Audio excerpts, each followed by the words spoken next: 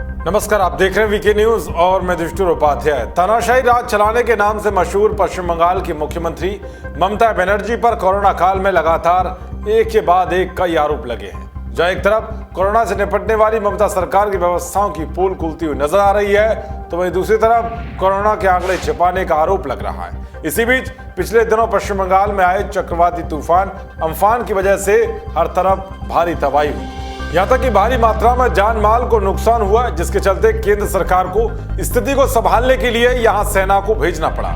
तो वहीं अब पश्चिम बंगाल के बहरामपुर सीट से कांग्रेस के सांसद अधीर रंजन चौधरी ने पीएम मोदी को चिट्ठी लिखकर कहा है कि ममता बनर्जी सरकार चक्रवात से बिगड़े हालात को संभालने में पूरी तरह से विफल रही है। ऐसे में राज्य के चक्रवात प्रभावित इलाकों में हालात सामान्य करने के लिए बिना किसी देरी के सेना को उतारने की जरूरत है।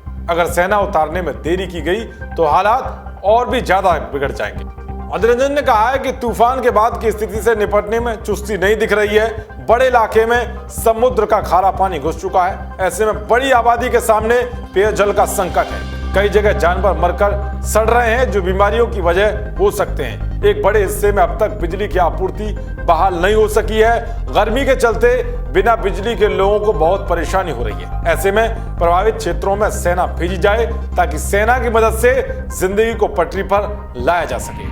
बता दें कि अम्फान तूफान से पश्चिम बंगाल पूरी तरह प्रभावित हुआ है। केंद्र ने चक्रवात प्रभावित पश्चिम बंगाल को 1000 करोड़ रुपए जारी कर दिए हैं। प्रधानमंत्री नरेंद्र मोदी ने पिछले दिनों इसकी घोषणा की थी। चक्रवात से हुई क्षति का आकलन करने के लिए केंद्र सरकार की ओर से एक टीम जल्द ही राज्य का दौरा करेगी। कैबिनेट सचिव राजीव गौबा की अध्यक्षता में राष्ट्रीय संकट प्रबंधन समिति की यहां सोमवार को हुई बैठक में पश्चिम बंगाल में बचाव और राहत कार्यों पर चर्चा की गई। दरअसल चक्रवाती तूफान अम्फान से पश्चिम बंगाल में 87 मौतें हुई हैं। 10 लाख से ज्यादा घर तबाह हुए हैं। खंबे और पेड़ उखड़ गए हैं। इसके चलते कोलकाता, उत्तर और दक्षिण 24 परगना समेत प्रभावित इलाकों में बिजली, पानी जैसी चीजों की सप्लाई भी पूरी तरह नहीं मिल रही है। तो वे अधीर रंजन चौधरी ने ममता बनर्जी सरकार की आलोचना करते हुए प्रवासी श्रमिकों के पश्चिम बंगाल लौटने के मामले को लटकाने का आरोप लगाया है, जिसकी वजह से श्रमिकों को बड़ी राशि देकर बस और ट्रक बुक करने के लिए विवश होना पड़ रहा है। उन्होंने कहा कि उत्तर प्रदेश के लाखों प्रवासी श्रमिकों